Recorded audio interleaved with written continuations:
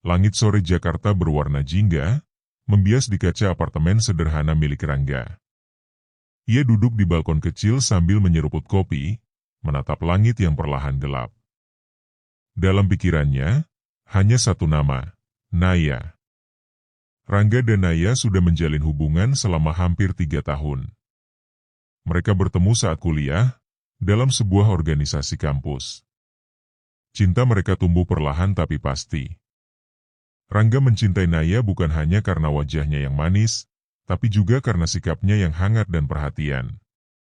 Naya adalah tipe perempuan yang tahu cara membuat laki-laki merasa dihargai. Ia tidak manja berlebihan, tetapi selalu bisa diandalkan saat Rangga butuh dukungan. Sementara Rangga sendiri adalah pekerja lepas di bidang desain interior. Penghasilannya cukup, walau tak mewah. Sahabat terdekat Rangga, Ardi, juga sering bersama mereka. Sejak SMA, Rangga dan Ardi seperti saudara. Mereka berbagi cerita, rahasia, dan bahkan pernah jatuh cinta pada gadis yang sama. Tapi waktu itu, Ardi mundur karena tahu Rangga lebih dulu menyukainya. "Bro, Naya itu the best. Lo beruntung banget," ujar Ardi suatu malam di warung kopi langganan. Rangga hanya tertawa kecil, "Gue tahu. Dan gue bakal jaga dia sebaik mungkin." Di balik kalimat itu, Rangga menyimpan mimpi besar. Ia ingin segera menikahi Naya. Tabungannya sudah cukup untuk lamaran sederhana. Ia hanya menunggu waktu yang tepat. Tapi seperti langit yang bisa berubah mendung, hati manusia pun bisa berpaling. Beberapa minggu terakhir, Naya mulai berubah. Ia lebih sering sibuk dengan ponselnya, jarang membalas pesan Rangga dengan cepat, dan mulai sering menolak ajakan bertemu. "Maaf, aku lagi capek banget. Banyak kerjaan kantor," ujar Naya suatu malam saat Rangga memintanya makan malam bersama. "Tapi ini weekend, Nay. Kita udah 2 minggu gak ketemu," ujar Rangga, mencoba menahan kecewa. "Nanti ya. Minggu depan aku usahain." Rangga menutup telepon dengan perasaan tak enak. Ia mencoba memahami. Mungkin memang pekerjaan Naya sedang banyak. Tapi naluri Rangga tak bisa dibohongi. Ada yang berubah.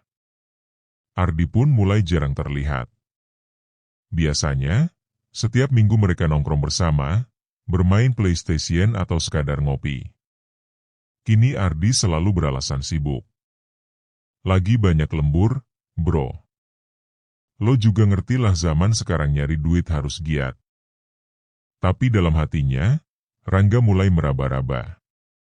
Ia tak pernah ingin jadi orang curiga, apalagi terhadap 2 orang terdekatnya. Namun keganjilan demi keganjilan mulai membuat pikirannya tidak tenang. Hingga suatu hari, ia memutuskan untuk tidak tinggal diam. Hari itu, Rangga pulang lebih awal dari proyek desainnya di Bekasi.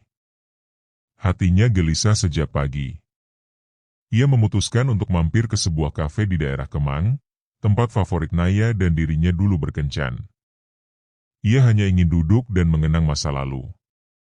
Tapi takdir punya rencana lain. Saat mobilnya berhenti di lampu merah, matanya menangkap sosok yang tak asing. Di trotoar seberang, Naya sedang berjalan sambil menggandeng tangan Ardi.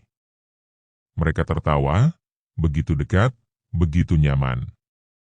Waktu seakan berhenti. Jantung Rangga berdetak kencang. Ia tak salah lihat. Itu Naya. Dan itu Ardi. Tangan mereka saling menggenggam, seperti sepasang kekasih. Tanpa pikir panjang, Rangga memutar setir dan menepi. Ia turun dan mengikuti mereka dari kejauhan. Keduanya masuk ke sebuah restoran kecil, duduk di sudut, dan tanpa canggung saling menyuap makanan. Rangga berdiri di luar, menatap mereka dari balik kaca. Dadanya panas, matanya mulai basah. Ia mengambil ponselnya, memotret momen itu. Bukan untuk balas dendam, tapi agar ia tak lagi ragu bahwa semua ini nyata. Ketika mereka keluar, Rangga berdiri di depan pintu restoran. "Selamat malam, Naya." "Ardi, kalian kelihatan serasi." Wajah Naya langsung pucat.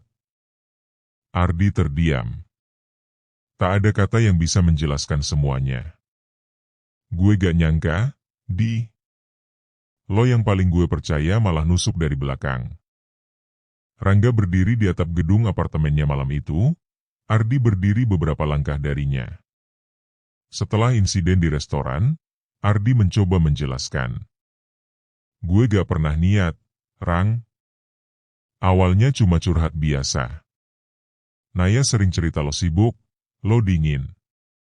Dari situ kita sering ngobrol, dan semuanya kejadian begitu aja." "Begitu aja?" Rangga menahan amarah. "Lo pikir itu alasan?" Naya pun menghubunginya beberapa kali.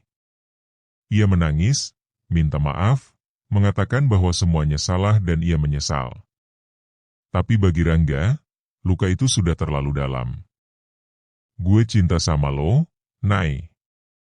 Tapi lo milih hancurin semuanya demi sahabat gue sendiri." Hari-hari berikutnya, Rangga menutup semua akses komunikasi. Ia memblokir nomor mereka, menghapus semua foto, dan membuang semua barang kenangan. Tapi luka di hati tak bisa hilang secepat itu. Ia sering bermimpi buruk, terbangun dengan keringat dingin. Ia mencoba sibuk dengan kerja, tapi pikirannya tetap dihantui pengkhianatan itu. Namun, di tengah kehancuran itu, Rangga mulai menyadari satu hal. Ia tidak bisa selamanya tenggelam dalam kebencian. 3 bulan berlalu. Rangga pindah dari apartemen lamanya. Ia memilih tinggal di pinggiran kota, lebih tenang, jauh dari keramaian dan kenangan buruk. Ia juga mulai menata ulang hidupnya. Proyek desainnya meningkat. Ia membuka studio kecil bersama teman-teman baru yang lebih suportif. Satu hari, saat menghadiri pameran desain interior, ia bertemu dengan wanita bernama Kirana. Perempuan yang sederhana, hangat, dan tidak banyak bertanya tentang masa lalunya. Mereka berteman, sering diskusi tentang seni dan desain. Rangga merasa nyaman. Tidak ada tekanan. Tidak ada pengkhianatan. Suatu malam, Kirana bertanya, "Kenapa kamu sering kelihatan sedih kalau lihat pasangan di jalan?" Rangga hanya tersenyum, lalu menjawab, "Karena dulu aku pernah mencintai orang yang salah. Tapi itu sudah jadi masa lalu." Ia akhirnya bisa berkata jujur tanpa amarah. Ia tahu, luka akan selalu ada. Tapi luka juga yang membuatnya lebih kuat, lebih berhati-hati, dan lebih menghargai ketulusan. Dan untuk Naya serta Ardi, mereka hanyalah bagian dari cerita lama. Cerita yang menjadikan Rangga seperti sekarang. Karena kadang, dari cinta yang hancur, lahirlah kekuatan untuk mencintai diri sendiri lebih baik. Setelah kejadian itu, hubungan Naya dan Ardi tidak berjalan mulus. Bekas rasa bersalah menghantui keduanya. Mereka sering bertengkar, bukan soal cinta, tapi tentang bagaimana semua ini bermula dari pengkhianatan. Tak lama kemudian, hubungan mereka berakhir. Ardi kesulitan mendapatkan pekerjaan karena reputasinya tercoreng. Dunia desain interior ternyata kecil, dan kabar pengkhianatannya menyebar cepat. Ia berpindah-pindah kota, namun selalu ditolak. Naya pun bernasib tak jauh berbeda. Setelah dipindah dari kantornya karena gosip internal, ia kehilangan arah. Hatinya selalu gelisah, terutama setiap malam saat membuka galeri ponsel dan melihat potret dirinya bersama Rangga yang dulu. Ia beberapa kali mendatangi studio baru Rangga, berdiri dari kejauhan, tapi tak pernah berani menyapa. Ia tahu Rangga bahagia bersama Kirana. Rangga dan Kirana semakin dekat. Mereka mulai berani bicara soal masa depan. Kirana bukan hanya kekasih, tapi juga rekan bisnis yang tangguh. Mereka saling menguatkan, saling menumbuhkan. Suatu malam, Kirana melihat Naya berdiri di seberang jalan. "Itu mantanmu?" Tanya Kirana pelan. Rangga menoleh, lalu mengangguk. Iya. Kamu mau bicara sama dia? Tidak. Aku sudah selesai dengan masa lalu. Rangga menggenggam tangan Kirana lebih erat. Di matanya, hanya ada masa depan. Di hatinya, hanya ada cinta yang baru, yang tumbuh bukan dari pengkhianatan, tapi dari kesetiaan dan waktu. Sementara Naya dan Ardi berjalan dalam bayang-bayang penyesalan, Rangga melangkah ke depan, meninggalkan luka, dan menemukan kembali makna cinta yang sebenarnya.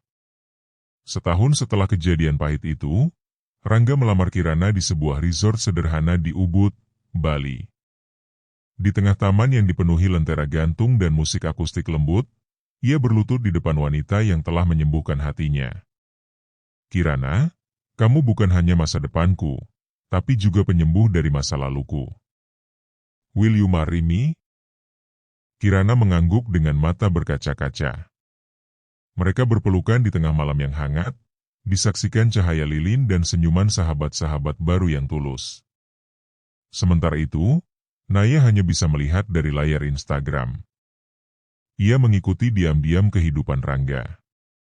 Setiap foto Rangga dan Kirana terasa seperti pukulan telak di dadanya. Ia menangis, bukan karena cemburu, tapi karena sadar kehilangan orang yang benar-benar mencintainya. Ardi kini bekerja sebagai kuli bangunan serabutan. Ia tak lagi memiliki reputasi yang dulu dibanggakan. Tak ada perusahaan yang menerima portofolionya setelah tahu cerita lamanya. Ia tinggal di rumah kontrakan kecil, hidup dalam diam dan penuh penyesalan. Suatu malam, Ardi menulis surat untuk Rangga, tapi tak pernah mengirimkannya. Ia tahu, tidak semua kesalahan bisa dimaafkan dengan kata-kata. Rangga. Ia berdiri di tepi pantai bersama Kirana, menatap cakrawala. Hatinya tenang. Ia tidak menyimpan dendam, tapi juga tidak membuka pintu untuk masa lalu. Yang ia bawa kini hanya cinta yang tulus dan masa depan yang ingin ia bangun bersama wanita yang tidak pernah menyakitinya. Pagi yang cerah di Ubud menjadi saksi janji suci Rangga dan Kirana. Di hadapan keluarga dan sahabat yang mendukung, mereka mengikat janji dalam upacara pernikahan sederhana namun penuh makna. Langit biru, rerumputan hijau, dan taburan bunga melati menjadi latar yang sempurna. Rangga mengenakan jas putih gading, Kirana tampil anggun dalam kebaya modern yang elegan. Mereka tampak tenang, bahagia, dan penuh cinta. Suara gamelan mengiringi langkah mereka saat berjalan di altar taman resort. Aku bersyukur bisa memulai hidup baru bersamamu, Kirana, ucap Rangga saat mereka berdansa di bawah bintang. Kamu bukan hanya penyembuh, Rangga. Kamu rumahku, jawab Kirana pelan. Sementara itu, jauh dari kebahagiaan mereka, Naya berdiri di dalam bus yang lewat kawasan Ubud. Dari jendela, matanya menangkap rangkaian dekorasi pernikahan yang ia kenali dari unggahan media sosial. Hatinya kembali digerus sepi. Ia turun diam-diam dan berdiri jauh di tepi pagar resort. Dari kejauhan, ia melihat Rangga tertawa dengan Kirana. Ia ingin melangkah masuk, namun kakinya lemas. Ia sadar, itu bukan dunianya lagi. Ardi, di sisi lain, kini tinggal di kamar kos kecil. Rambutnya acak-acakan, wajahnya tirus. Ia bekerja kasar dan sesekali menyesap kopi sachet sambil menatap layar ponsel yang menampilkan wajah Rangga dan Kirana. Gue salah besar. Gumamnya pelan. Ia pernah mencoba meminta maaf melalui email, tapi tak pernah mendapat balasan. Ia paham. Ada luka yang tak bisa disembuhkan dengan kata-kata. Beberapa bulan setelah pernikahan, Rangga dan Kirana pindah ke rumah baru di pinggiran kota. Sebuah rumah kecil tapi hangat, dengan studio desain di sampingnya dan taman kecil yang ditanami bunga favorit Kirana.